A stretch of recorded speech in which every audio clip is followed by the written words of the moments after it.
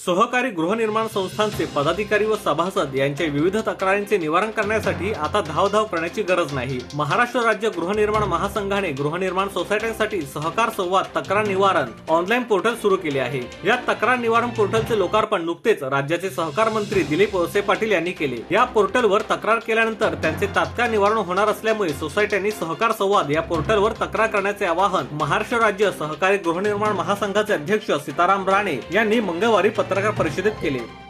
शासनाच्या वतीने महाराष्ट्र राज्य गृहनिर्माण महासंघाने ते तयार केलेलं आहे आणि मागच्या शुक्रवारी माननीय सहकार मंत्री दिलीप वळसे पाटील साहेबांनी त्याचं उद्घाटन केलेलं आहे। या पोर्टलच्या माध्यमातून सगळ्या प्रकारच्या गृहनिर्माण संस्थांच्या तक्रारी तुम्हाला करता येतील।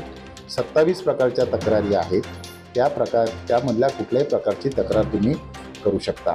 मात्र या पोर्टलच्या माध्यमातून तक्रारदाराला अपील करता येणार नाही, तक्रार करता येईल। ही तक्रार महाराष्ट्रातल्या कुठल्याही विभागातून कुठल्याही विभागासाठी करता येईल। उदाहरणार्थ जर रत्नागिरीत एखादा ठाण्यातला राहणारा माणूस आता रत्नागिरीला आहे आणि त्यांना ठाण्यातल्या सोसायटीची तक्रार करायची आहे तर तो रत्नागिरीतून ठाण्याची तक्रार करू शकतो। ठाण्यातल्या ज्या विभागाची संबंधित आहे त्या विभागाकडे ती तक्रार पोर्टलद्वारे जाईल।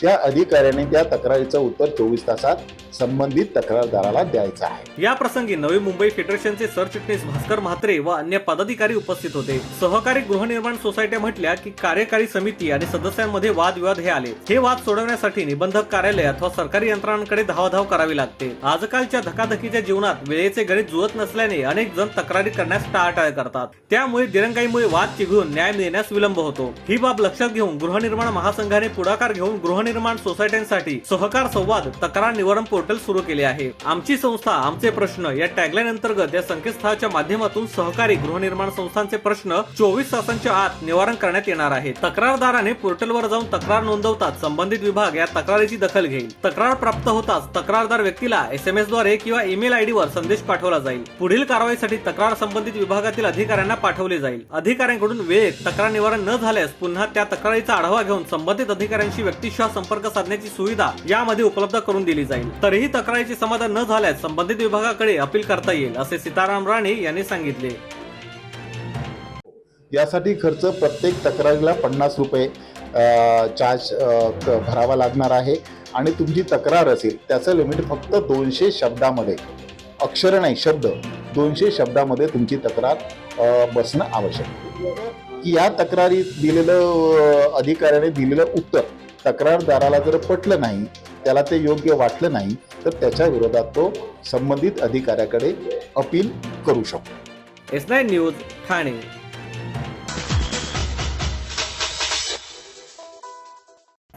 धर्मवीर आनंद दिघे यांनी जय अंबे मां सार्वजनिक धर्मदाय विश्वस्त संस्थेच्या माध्यमातून सुरू केलेल्या आणि महाराष्ट्रात प्रसिद्ध असलेल्या टेंभी नाक्यावरील देवीच्या दर्शनासाठी शिवसेना पक्षप्रमुख उद्धव ठाकरे यांच्या पत्नी सौ रश्मिताई ठाकरे यांनी देवीच्या दर्शनासाठी उपस्थिती लावली। त्यांनी सर्वप्रथम धर्मवीर आनंद दिघे साहेब यांच्या पुतळ्यास पुष्पहार अर्पण करून देवीचे दर्शन घेतले।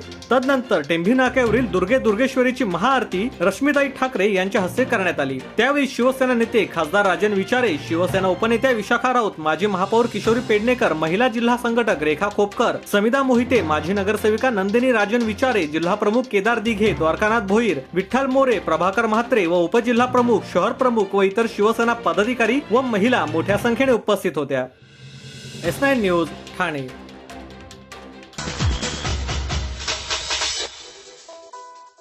बहुप्रतीक्षित नवरात्रोत्सव कार्यक्रम क्रेडाई MCHI ठाणे, आशर ग्रुप आणि खेलो यार यांनी जनसेवा प्रतिष्ठानच्या सहकार्याने 15 ते 24 ऑक्टोबर या कालावधीत रासरंग 2023 या शीर्षकाखाली गरब्याचे आयोजन केले आहे। रासरंग 2023 या दांडियाला पहिल्याच दिवसापासून गरबाप्रेमी ठाणेकरांचा उदंड प्रतिसाद लाभला आहे। रासरंग 2023 आणि तुफान गर्दी हा record CREDAI MCHI Thane, Ashar group, Khelo Yaar आणि जनसेवा प्रतिष्ठानने कायम ठेवला आहे। मागील वर्षीप्रमाणेच याही वर्षी मॉडेल्स मिल्स कंपाऊंड चेक नाकाजवळ ठाणे येथे या रासरंग 2023 चे आयोजन करण्यात आले आहे।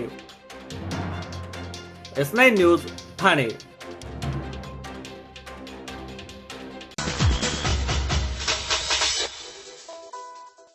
गुरुवर्य धर्मवीर आनंद दिघे साहेबांनी ठाण्यातील टेंभी नाका येथे भक्तीचा जागर भरवला।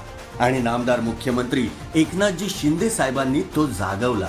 अशी नवसाला पावणारी टेंभी नाक्याची आई दुर्गेश्वरी वेळ आली आहे तिच्या समोर नतमस्तक होण्याची.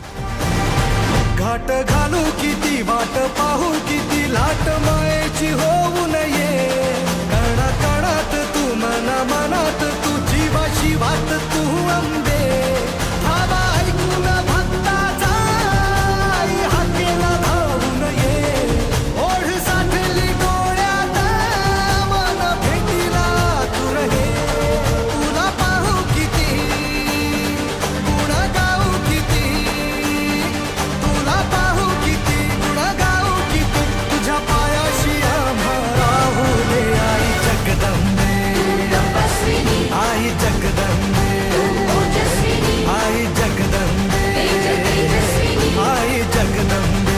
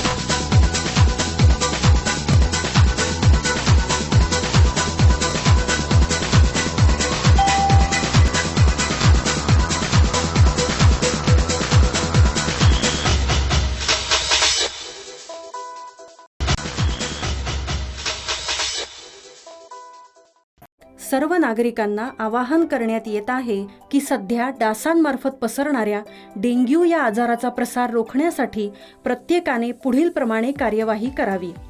डेंग्यू आजार एडिस इजिप्ती हा डास चावल्याने होतो. या डासांची पैदास साचलेल्या किंवा साचवलेल्या स्वच्छ पाण्यामध्ये होते. 8 दिवसांपेक्षा जास्त दिवस पाणी उघडे व साचून राहिल्यास त्यात डास अंडी घालतात. अंड्यांच्या अळ्या तयार होऊन पुढे डास तयार होतात. यासाठी आपल्या घरातील पाणीसाठे उदाहरणार्थ बॅरल्स, पिंपे, टाक्या, हौद, रांजणे इत्यादी दर आठवड्याला रिकामे करून घासून पुसून कोरडे करून पुन्हा भरावे. 1 दिवस कोरडा दिवस म्हणून पाळावा.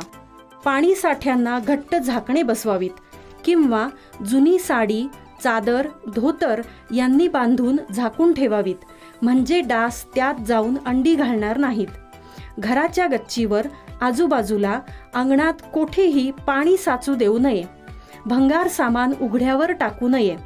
उदाहरणार्थ टायर्स, प्लास्टिक सामान, कुंड्या, टाकाऊ वस्तू इत्यादी. अशा सामानात पावसाचे पाणी साठून त्यात डेंग्यूच्या डासांची पैदास होते. घरातील कूलर्स, फ्रीजच्या पाठीमागील ट्रे हे देखील वेळोवेळी कोरडे करावेत.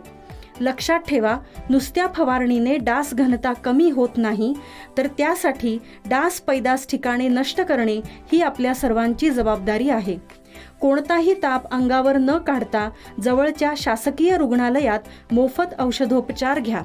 अशा प्रकारे नागरिकांनी सहकार्य केल्यास डेंग्यूचा प्रसार रोखणे सहज शक्य आहे.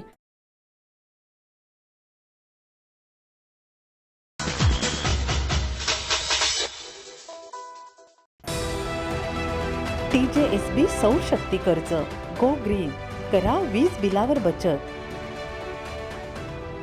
आकर्षक व्याजदर, 84 महिने परतफेड कालावधी, 80% लोन, व्यावसायिक आणि उद्योजकांकरता सुद्धा. अधिक माहितीसाठी तुमच्या जवळच्या शाखेला भेट द्या किंवा संपर्क साधा.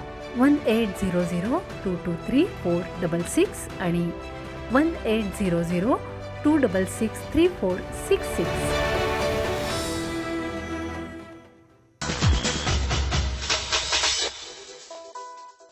पदवीधर मतदारसंघाची नोंदणी सध्या जोरात सुरू आहे. प्रत्येक पक्षाची त्यासाठी कसून तयारी सुरू झाली आहे. घराघरात जाऊन पदवीधर मतदार शोधून त्यांची नोंदणी पक्ष करत आहेत. अशा या पदवीधर मतदार निवडणुकीत आता कोचिंग क्लासेस संचालक संघटनेने सुद्धा प्रवेश केला आहे. त्याबाबतची माहिती देण्यासाठी बुधवारी 18 तारखेला संघटनेच्या पदाधिकाऱ्यांनी गडकरी रंगायतन येथे पत्रकार परिषदेचे आयोजन केले होते. यावेळी बोलताना राज्य सचिव ॲडव्होकेट सचिन सरोदे म्हणाले, महाराष्ट्र सरकार खासगी क्लासेसमध्ये असलेल्या शिक्षकांकडे दुर्लक्ष करत आहेत. संघटनेच्या पुढे असणारे प्रश्न सोडवण्यासाठी ही संघटना उमेदवार उभा करणार आहे.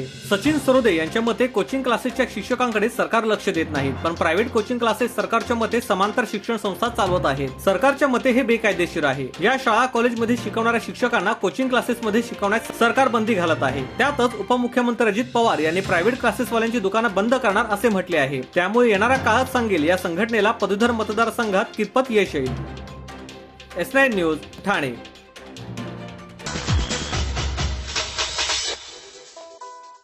ठाणे शहरातील प्रसिद्ध अशा टेंभी नाका येथील जय अंबे माचा नवरात्रोत्सव धर्मवीर आनंद दिघे यांनी सुरू केला होता. नवसाला पावणारी व भक्तांच्या हाकेला धावणारी अशी या देवीची ख्याती आहे. देवीच्या दर्शनासाठी लांबून लांबून भाविक भक्त येत असतात, त्यामुळे एकच गर्दी होत असते. धर्मवीर आनंद दिघे यांनी सुरू केलेला हा उत्सव त्याच्यानंतर जय अंबे मा सार्वजनिक विश्वस्त संस्था व मुख्यमंत्री एकनाथ शिंदे यांच्या मार्गदर्शनाखाली कार्यरत आहे. सदर उत्सवात मान्यवरांची हजेरी असते. आज देवीच्या दर्शनासाठी भाजपचे प्रदेश अध्यक्ष चंद्रशेखर बावनकुळे यांनी देवीचे दर्शन घेतले. त्यांच्यासह यावेळी माजी खासदार विनय सहस्त्रबुद्धे, आमदार संजय केळकर, आमदार निरंजन डावखरे, माधवी नाईक, भाजप शहराध्यक्ष संजय वाघुले, शिवसेनेचे नेते आमदार व मंत्री दीपक केसरकर, आमदार अर्जुन खोतकर, मंत्री दादा भुसे, आमदार अब्दुल सत्तार, खासदार भावना गवळी यांनीही हजेरी लावत देवीचे मनोभावे दर्शन घेतले. S9 news Thane.